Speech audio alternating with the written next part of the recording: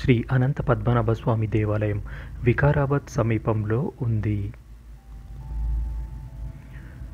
దీనిని అనంతగిరి అనంత పద్మనాభ స్వామి దేవాలయం అని కూడా అంటారు. ఇది ప్రాచీన దేవాలయాల్లో ఇది ఒకటి. హైదరాబాద్కి 75 కిలోమీటర్ల దూరంలో ఉంటుంది మరియు వికారాబాద్ పట్టణానికి 6 కిలోమీటర్ల దూరంలో ఉన్న అనంతగిరి కొండల్లో మరియు అటవీ ప్రాంతంలో వెలసి ఉంటుంది.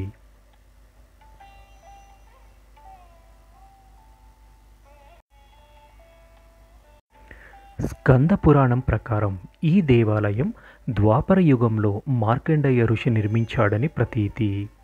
ఈ ప్రాంతంలోని ప్రశాంతమైన వాతావరణానికి ఆకర్షితుడైన మార్కండేయ ముని అనంతగిరి కొండలలో యోగ సాధన చేయుటకు సంకల్పిస్తాడు. ప్రతిరోజు మార్కండేయ ముని తన యోగ సాధనతో అనంతగిరి నుండి కాశీ వెళ్ళి గంగానదిలో పవిత్ర స్నానమాచరించేవాడు. ఒకరోజు ఉదయం ప్రాతకాలంలో ద్వాదశి ప్రవేశించుట వలన ఆయన కాశీకి వెళ్ళలేకపోతాడు. అప్పుడు శివుడు ఆయన స్వప్నంలో దర్శనమిచ్చి ఆయనకు గంగాజలాన్ని స్నానమాచరించుటకు ఏర్పాట్లు చేస్తాడు. ఈ విధంగా ఇక్కడ మార్కండేయ మునితో ఇక్కడ వెలసి ఉన్న అనంత పద్మనాభ స్వామి గుడితో ఒక అనుబంధం ఉంది. మరి అవేమిటో చూద్దాం. నదీ ప్రాంతం, చుట్టూ ఉన్న కొండలు మరియు అటవీ ప్రాంతం, స్వామివారి పుష్కరిణి. ప్రశాంతత వాతావరణంలో ప్రకృతి రమణీయమైన ఉట్టిపడే ఈ ప్రాంతం భక్తులకు ఎంతోగానో ఆకర్షిస్తోంది.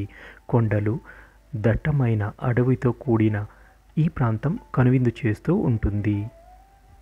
ప్రతినిత్యం ఇక్కడకు వచ్చే భక్తులకు స్వామివారిని దర్శించుకొని తరిస్తారు.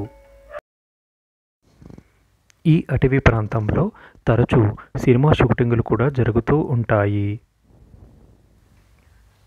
ఇక చరిత్ర చూసుకుంటే రాజర్షి మూచికందుడు అనేక సంవత్సరాల పాటు రాక్షసులతో యుద్ధం చేసి అనంతగిరిలో విశ్రాంతి తీసుకొనుటకు వచ్చి పూర్తి నిద్రలోకి వెళ్తాడు. ఆయన దేవేంద్రుని ద్వారా ఎవరు అయినా నిద్రాభంగం కలిగిస్తారో వారి అగ్నికి ఆహుతి అవుతారు అనే వరాన్ని పొంది ఉన్నాడు.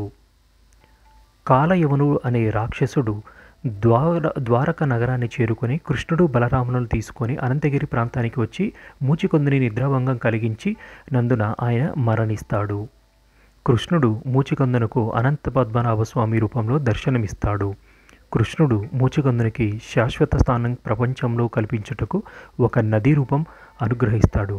అదే నది ప్రస్తుతం మూసీ నదిగా పిలువబడుతుందని ప్రజల నమ్మకం.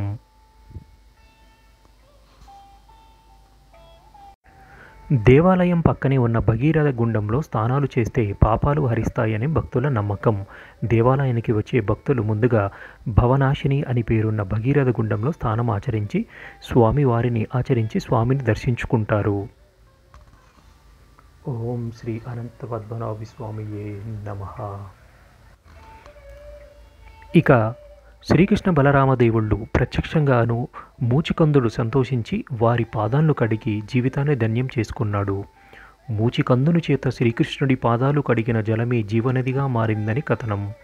అనంతగిరి కొండల్లో పుట్టిన మూచికుంద నది కాలక్రమేణా మూసీ నదిగా మారింది. అనంతగిరిలో పుట్టి జిల్లాలో పారుతూ హైదరాబాద్ మీదుగా నల్గొండ జిల్లాలో కృష్ణా నదిలో మూసి కలుస్తుంది. అనంత పద్మనాభ స్వామి దేవాలయానికి మరో కథనం కూడా ఉంది. కలియుగ ప్రారంభంలో శ్రీ మహావిష్ణువు మార్కండేయ మహామునికి దర్శనమిచ్చి అతని తప ఫలముగా సాలగ్రామశిల రూపంలో అనంత పద్మనాభ స్వామిగా అవతరించాడని చరిత్ర ద్వారా తెలుస్తోంది. పక్కనే ఉన్న కొండలలో పైనుండి నీరు ఉస్మాన్ సాగర్, అనంత సాగర్లో ప్రవహిస్తాయి. ఇవి తెలంగాణలో ఉన్న అడవుల్లో పెద్దవి. వచ్చే భక్తులతో స్వామివారు దర్శించుకొని తరిస్తారు. అనంత పద్మనాభ స్వామి దేవాలయం సుమారు 13వ సంవత్సరంలో నిర్మించి ఉండవచ్చని స్థానికులు అంటుంటారు. అయితే ఇక్కడ జాతరలు కూడా జరుగుతూ ఉంటాయి. ప్రతి సంవత్సరం 2 సార్లు ఇక్కడ జాతరను నిర్వహిస్తారు.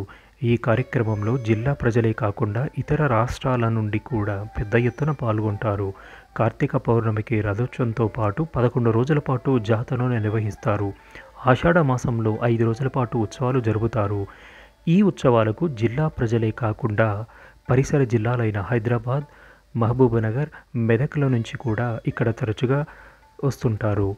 మీరు కూడా ఒకసారి వికారాబాద్కి దగ్గరలో ఉన్న స్వామి అనంతగిరిని కొండలను దర్శించుకుంటారని కదూ. ధన్యవాదములు. సర్వే జన సుఖినో భవంతు.